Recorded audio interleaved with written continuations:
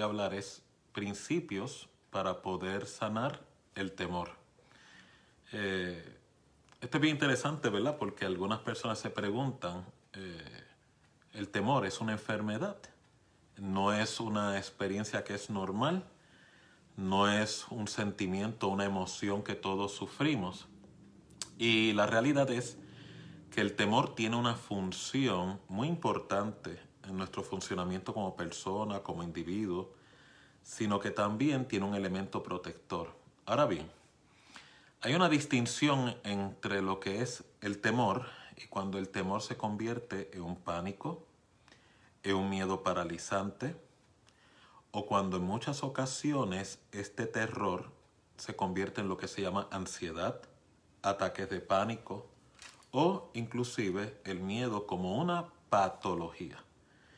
Cuando hablo de un miedo o un temor a nivel de patología, patológico, enfermo, es que tiene la característica de cancelar su funcionamiento como persona, su funcionamiento espiritual e inclusive perjudicar tu relación espiritual con Dios. Por eso es que quiero separar este tiempo juntamente con ustedes de cómo podemos gerenciar esta emoción de la manera más adecuada o tal vez más responsable, no solamente para tu crecimiento espiritual, sino también para tu desarrollo emocional. Así que quiero hacer alusión a una de las escrituras más primordiales que habla acerca de este fenómeno del temor que nos enferma, del temor que nos secuestra o del temor que nos paraliza. Y el mismo se encuentra en el libro de la segunda carta de Timoteo, el capítulo 1, versos 7 al 9. Yo sé que todos ustedes lo conocen, pero me voy a dar la oportunidad de poder leerlo para poder hacer referencia, porque de ahí es que voy a partir en esta intervención de principios de cómo sanar el temor. Dice así la Sagrada Escritura, porque no nos ha dado Dios espíritu de cobardía, sino de poder, de amor y de dominio propio. Dios bendiga su palabra. Si lo analiza, quiero hacer dos distinciones en esta hora, en esta intervención. Lo primero, el temor o el miedo es una emoción básica, una emoción humana normal. Y segundo, Dios mismo es el que declara y advierte que nunca Dios te impartió un espíritu o una experiencia donde usted viva sujeto, sometido, esclavizado al temor. Que en este caso, para propósito de esta intervención, se refiere a la cobardía. ¿Qué es cobardía? Si lo analiza, hay momentos de crisis y conflictos, tanto en la Biblia como en su vida personal, donde usted ha tenido el coraje para enfrentar una situación. Ese coraje no se refiere a malestar, no se refiere a enojo, no se refiere a resentimiento, no se refiere a odio, se refiere a que estoy experimentando una situación retante, me siento intimidado o intimidada, pero tomo la decisión de no someterme a ese miedo, de no someterme a ese temor, y como resultado de esa elección, como resultado de dicha decisión, despierto un sentido de coraje, denuedo, valentía. Lo cual significa, puedo manejar la situación retante que estoy sufriendo en ese momento. Y segundo, aunque experimento temor, experimento miedo, no me someto a dicha experiencia. Por eso es que la Biblia en 2 Timoteo lo categoriza como cobardía. Cuando habla de cobardía, es que sé que tengo que enfrentar la situación, sé que es importante, imperativo poder lidiar con la crisis, pero el temor domina mis recursos, el temor domina mi manera de pensar, el temor, el miedo domina mi funcionamiento emocional y por ende también el espiritual. O sea, en otras palabras, cobardía significa quedé intimidado ante la experiencia. De ahí es que hago referencia a 2 Corintios, porque la misma declara: Dios no te dio espíritu de cobardía.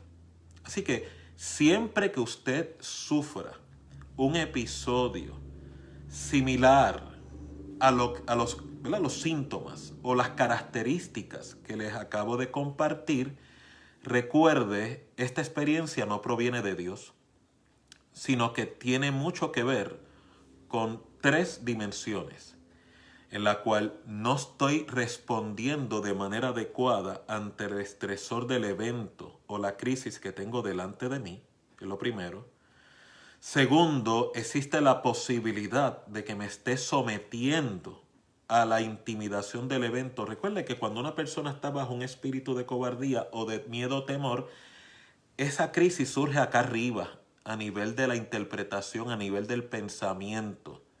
O sea, en otras palabras, la persona lo que interpreta es: la situación delante de mí es mayor que los recursos que yo tengo. Por eso es que la Biblia hace mucho énfasis: si Dios contigo, ¿quién contra ti? Todo lo puedo en Cristo que me fortalece. Son recordatorios, son memoriales que el Espíritu Santo recuerda y utiliza continuamente para reposicionarnos espiritualmente ante una crisis, para no caer bajo la angustia del espíritu de cobardía. Y tercero, recuerde que detrás de toda esta crisis psicológica, de toda esta crisis afectiva y aún espiritual, hay un adversario llamado Satanás, que va a hacer todo lo que está a su alcance para que usted continuamente se someta, se sujete al espíritu de cobardía, porque si no lo sabía, es en esa dimensión donde el adversario de tu alma puede neutralizar tu capacidad de creerle a Dios. Así que con esa breve introducción que les acabo de compartir, estoy tratando de, a través de la misma, darle una referencia donde usted pueda tener la oportunidad de poder comprender mejor, porque hay personas que, por ejemplo, aman a Dios, pero el temor que les controla imposibilita su vida espiritual. Porque hay personas que sufren de episodios de ansiedad, porque hay personas que están enfermas psicológicamente o emocionalmente a través de ataques de pánico, ataques de ansiedad generalizada, porque si lo analizan, estos son síntomas, pero la realidad es, la causa, la raíz de la controversia es que la persona involuntariamente se sometió al miedo.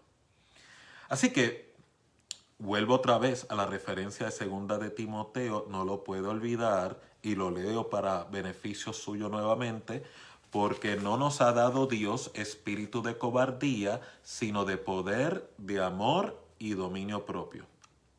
Lo cual significa, ese espíritu de cobardía o esa sumisión al miedo siempre va a ser el resultado de una decisión o elección que yo tomé, consciente o inconsciente. Vuelvo y lo repito. El yo someterme al miedo, una cosa es experimentar miedo, otra cosa es someterme a él. Para propósitos de esta intervención, no es malo, no es pecado, no es nada negativo que usted sufra miedo. No hay nada negativo de que usted experimente temor. No hay falta alguna de que en ocasiones el temor trate de controlarle o secuestrarle. Para propósitos de esta conferencia acerca de cómo sanar el temor, es el someterme al temor donde está la controversia. Y con esto lo que le quiero orientar, si tengo la oportunidad, es de que someterme al temor es una decisión que usted hace, sea consciente o no consciente. Se lo digo porque me encuentro con muchas personas que me dicen: pero doctor, yo no quiero ser así. Doctor, yo no quiero reaccionar de esta manera, que me pongo ansiosa, me pongo alarmado, comienzo a interpretar las situaciones como que lo peor va a ocurrir, se me hace difícil creer a Dios. Y otras personas que dentro de esa misma experiencia Me comunican, doctor, me siento hipócrita en mi relación con Dios, me siento mal, me siento culpable, me siento condenado porque no estoy creyéndole a Dios como merece Dios o como debe. Y empiezan a cuestionar su fidelidad para con Dios, su compromiso con Dios, su vida devocional, cuando en realidad tienen que entender esto es un aprendizaje que toda persona tiene que experimentar. Le voy a ser bien honesto, si me pregunta y me consulta, el miedo que controla es una parte natural del hombre caído.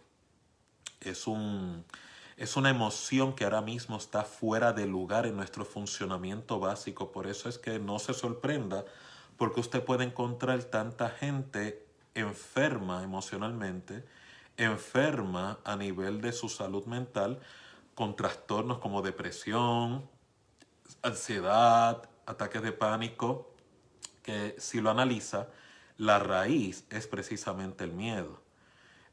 Porque precisamente no hay una buena gerencia a nivel de cómo uno maneja y gerencia los temores. Y por eso el propósito de esta intervención, cómo sanar, en realidad lo que vamos a hacer es cómo gerenciar los temores y cómo liberarme del dominio sobre ellos. Así que la segunda parte de esta narración de 2 Timoteo es la medicina, para usted poder gerenciar los temores de una manera efectiva y adecuada en su vida personal, su vida profesional, su vida de relaciones. Ya Dios le advirtió por 2 Timoteo de que Él nunca te dio el espíritu de cobardía. Así que cada vez que usted se encuentre en este episodio donde interpreta que está bajo el dominio y el control del miedo, sepa, Dios no es el autor de dicho episodio. Segundo, tenga en cuenta que el enemigo, Satanás, opera clandestinamente detrás de estos episodios. Él no te puede aprisionar a menos que usted no coopere voluntariamente o involuntariamente en someterse a los miedos. Y tercero, poder liberarme del espíritu de cobardía y convertirlo en coraje para poder continuar el funcionamiento, significa que yo voy a tener que tomar decisiones. Porque si no, el miedo va a tomar decisiones por usted. Así que mire las 3 respuestas, los 3 posicionamientos que Dios nos otorga en esta escritura de 2 Timoteo, capítulo 1, versos 7 al 9, cuando dice, Dios no te dio espíritu de cobardía, sino que te dio poder, amor y dominio propio. Quiero desmenuzarlo si fuera posible. Lo primero, el que Dios te haya dado poder significa, no es otra explicación, sino que Dios te dio la voluntad, la capacidad voluntativa, el poder decisional de no someterte a la cobardía. ¿Qué significa esto?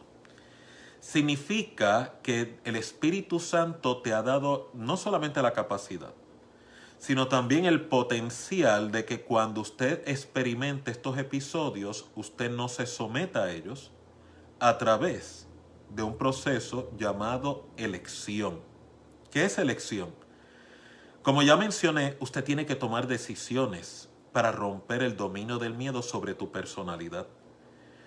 Si usted analiza las Sagradas Escrituras, todos los héroes de la fe, para poder derrotar el espíritu de cobardía, tuvieron que tomar decisiones. Si se da cuenta, para poder Abraham ser el padre de la fe, él tuvo que tomar la decisión de obedecer a Dios y en este caso estar dispuesto a sacrificar a Isaac por amor a Dios. Eso es un ejemplo. De igual manera, todas las personas que recibieron milagros de parte de Cristo en su ministerio terrenal, ninguno recibió milagros, sino primero tomó una elección y decisión de creerle a Dios. Inclusive, las personas que fueron receptoras de milagros de parte de Cristo, siempre Jesús les consultaba el proceso de elección. ¿Crees que puedo hacer esto? Y si la afirmación era correcta de parte de la persona, usted entonces verifica y evidencia que recibieron milagros de parte de Dios.